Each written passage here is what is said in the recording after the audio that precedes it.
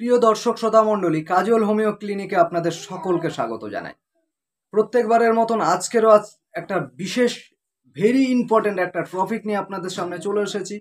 টপিকটি very important, কিন্তু অবশ্যই thumbnail দেখে বুঝতে পেরেছেন যে টপিকটি কি বিষয়ে আলোচনা হতে চলেছে। টপিকটি হলো লিপোমা, ওভারগ্রোথ। আপনার শরীরে বিভিন্ন জায়গায় দেখছেন টিউমার মতন হাতে, পেটে, বিভিন্ন জায়গায়, বুকে, এরকম বিভিন্ন জায়গায় টিউমার মতন গ্রোথ হচ্ছে, যার জন্য প্রচণ্ড চিন্তিত হয়ে পড়ছেন। এবং এই বিষয়টা কিন্তু খুবই গুরুত্বপূর্ণ একটা বিষয়। রোগের এটা কিন্তু লক্ষণ, এই রোগের লক্ষণ, এটাকে বোঝা অত্যন্ত জরুরি। কিন্তু অবশ্যই এটাকে অবহেলা না করে ভিডিওটা শেষ পর্যন্ত দেখতে থাকলে এর ম্যানেজমেন্ট কিসের থেকে আসছে, কজেস, সমস্ত কিছুই আপনারা কিন্তু বুঝে নিতে পারবেন এবং এটাকে আপনারা নিরাময় করতে বাড়িতে বসেই সক্ষম হবেন। তো বন্ধুরা, একদম কিন্তু ভিডিওটা স্কিপ করবে না, কারণ এই যে লিপোমা, এই যে ওভারগ্রোথ, শরীরে টিউমার জন্ম হওয়া কেন হয়, এটা নিয়ে কিন্তু আজকের বিস্তারিত আলোচনা করব। এই বিস্তারিত আলোচনার মধ্যে যে কজেস যেগুলো বলবো, সেই কজেসগুলো কিন্তু আপনাদেরকে পরীক্ষা করে নেওয়া অত্যন্ত জরুরি এবং সেইভাবে ম্যানেজমেন্টে থাকা অত্যন্ত জরুরি। এই ডিজিজটার উপরে মেন যে কজেস, সেই মেন কজেসটা হলো কোলেস্টেরল, মানে রক্তে চর্বি জমে যাওয়া বা শরীরে চর্বি জমে যাওয়া। কেন এই জিনিসটা হয়?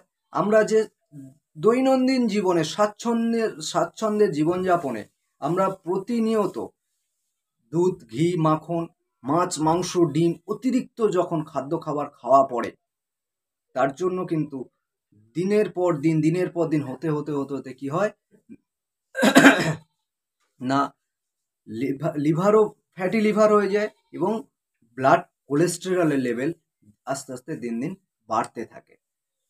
সেই কোলেস্টেরল যদি আপনাদের সেই ইফেক্ট এসে থাকে, তার জন্য আমার ভিডিও করা আছে, আমার ডেসক্রিপশন বক্সে তার লিঙ্ক দিয়ে দিলাম, সেই ভিডিওটা গিয়ে দেখে আসবেন। এবং এই কোলেস্টেরল থেকে কি হয়? কোলেস্টেরল হচ্ছে এমনই একটা ডিজিজ যা রক্তে চর্বি জমে যাওয়া।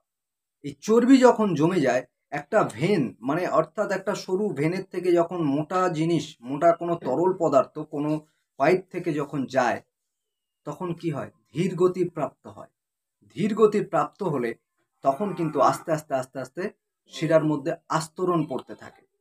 এবং আমাদের শরীরে রক্ত চলাচল কিভাবে করে বলুন তো? আমরা যে দাঁড়িয়ে আছি, আমাদের কিন্তু রক্ত মাথাতেও উঠছে এবং পায়েতেও যাচ্ছে। কিভাবে যাচ্ছে?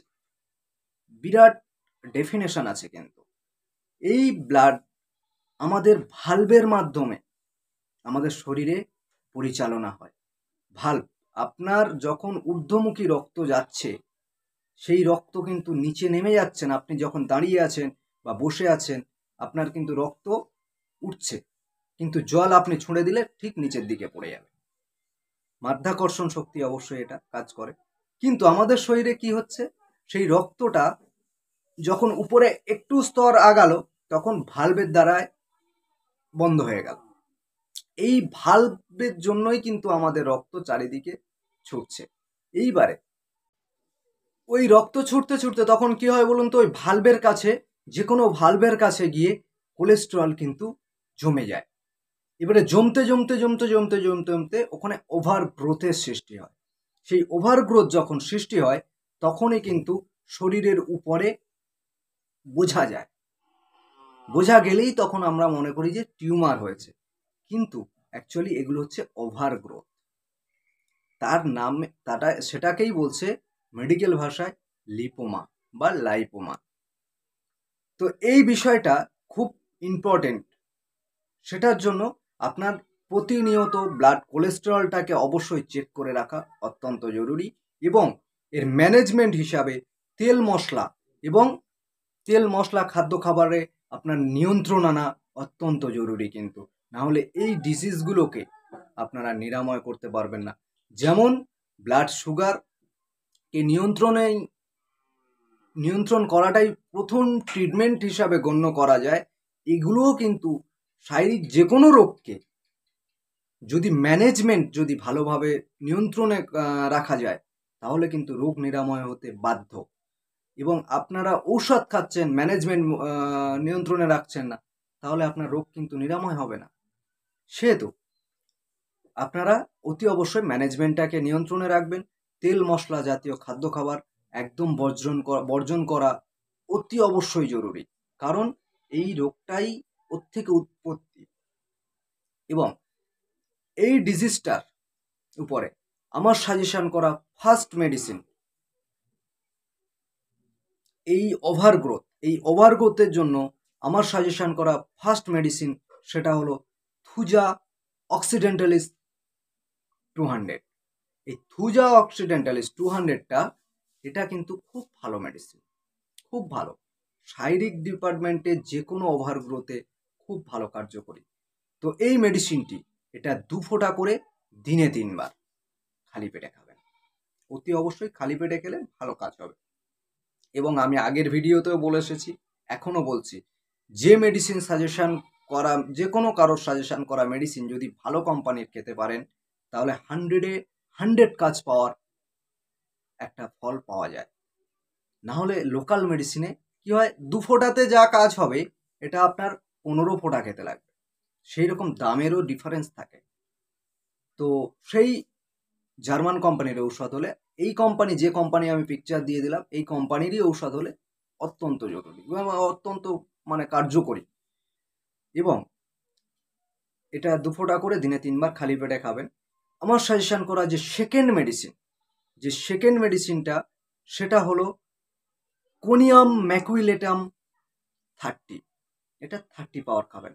এটা খুব ক্রিটিক্যাল একটা ড্রাগস অর্থাৎ মেডিসিন, সেহেতু 30 পাওয়ার থেকে শুরু করা অত্যন্ত জরুরি। ভালো শারীরিক দিক থেকে সব কিছু ব্যালেন্সে রাখবে। তাহলে এই যে কোনিয়াম ম্যাকুলেটাম, এটা যদি আপনার টিউমারগুলো বা লিপোমাগুলো শক্ত হয়ে থাকে, স্টনি আকারে হয়ে থাকে, তাহলে এ দুর্দান্ত কাজ করবে, দুর্দান্ত কাজ। এই মেডিসিনটা 2 ফোঁটা করে দিনে 2 বার খালি পেটে খাবেন, অবশ্যই খালি পেটে খাবেন। এবং আমার সাজেশন করা যে থার্ড মেডিসিন, সেই থার্ড মেডিসিনটা হলো ফিউকাস মাদার টিংচার। এই ফিউকাস মাদার টিংচারটা এর এই যে এই ফ্যাটগুলোকে মেটাবলিজম করতে অত্যন্ত কার্যকরী। এবং এই মেডিসিনটা আরও কাজ আছে, সেটা অর্থাৎ থাইরয়েডের উপরেও এই মেডিসিনটা খুব ভালো কার্যকরী। থাইরয়েড মানে যে থাইরয়েড স্টিমুলেটিং হরমোন, সেই হরমোনটাকেও এই মেডিসিনটা ব্যালেন্স করে। এই ফিউকাস মাদার টিংচারটি 12 ফোঁটা ঔষধ হাফ কাপ জলে মিশিয়ে দিনে 3 বার খাওয়ার পরে খাবেন, ভাত রাত খাওয়ার পরে খাবেন। এটা মাদার টিংচার, ভাত খাওয়ার পরে খাওয়াটাই ভালো। মাদার টিংচার মিন্স এ হচ্ছে মা, এর থেকে পোটেন্সি তৈরি হয়। আমি যেই 30-200 যে মেডিসিনগুলো বলি, এগুলো কিন্তু ওই মাদার টিংচার থেকেই কিন্তু এই পোটেন্সিগুলো তৈরি হয়। সেহেতু মাদার টিংচার ভাত খাওয়ার পরে খাওয়াই জরুরি। তো বন্ধুরা, এই মেডিসিনগুলো যদি কন্টিনিউলি 1 মাস, এগুলো লং ট্রিটমেন্টের ডিজিজ, সেহেতু এগুলো লং ট্রিটমেন্ট অর্থাৎ 3 মাস 6 মাস এইরকমও সময় লাগে, বেশি হলে 1 বছরও সময় লেগে যেতে পারে। কন্টিনিউলি খাবেন, অন্তত 3 মাস খেয়ে যাবেন, দেখবেন অবশ্যই ফলাফল বুঝতে পারবেন। এবং যদি বেশি সমস্যার সম্মুখীন হন, অবশ্যই আমার সাথে কনসাল্ট করে নেবেন। আমার ডেসক্রিপশন বক্সে আমার ফোন নাম্বার দেওয়া থাকলো, সেখানের থেকে আমাকে ডেসক্রিপশন বক্স থেকে আমাকে ফোনে কন্ট্যাক্ট করতে পারেন বা হোয়াটসঅ্যাপে মেসেজ করতে পারেন। আমি বিনা পয়সায় আমি ওদিক থেকে রিপ্লাই দিয়ে ট্রিটমেন্ট দিয়ে দেবো, অবশ্যই ফিডব্যাক পেয়ে যাবেন। এবং যদি ভিডিওটা ভালো লেগে থাকে বা একটু উপকারে লেগে থাকে, তাহলে ভিডিওটাতে অবশ্যই একটা লাইক করবেন। এবং এইরকম কোনো ডিজিজ অন্য কেউ যদি ভুগে থাকে, তাকে ভিডিওটা শেয়ার করতে কিন্তু একদম ভুলবেন না। আপনার একটা শেয়ারে সেই ভদ্রলোক বা ভদ্রমহিলা উনিও রোগ থেকে নিরাময় পেতে বাধ্য হবেন। এবং এই রকম যদি চিকিৎসামূলক স্বাস্থ্যের চিকিৎসা যদি পেতে চান, হোমিওপ্যাথিক চিকিৎসা, প্রপার হোমিওপ্যাথি, তাহলে প্লিজ এই কাজল হোমিও ক্লিনিক চ্যানেলটিকে সাবস্ক্রাইব করবেন এবং পাশে থাকা বেল আইকনটা প্রেস করতে একদম ভুলবেন না। সেহেতু আমি যখন নতুন নতুন ভিডিও আপলোড করব, তখন কিন্তু আপনি ভিডিওর নোটিফিকেশান পাবেন না, মিস্টেক করে যাবেন ভিডিওটি। তো ভিডিওটি এই পর্যন্ত। সবাই ভালো থাকবেন, সুস্থ থাকবেন, সকলকে সুস্থ রাখবেন। নমস্কার।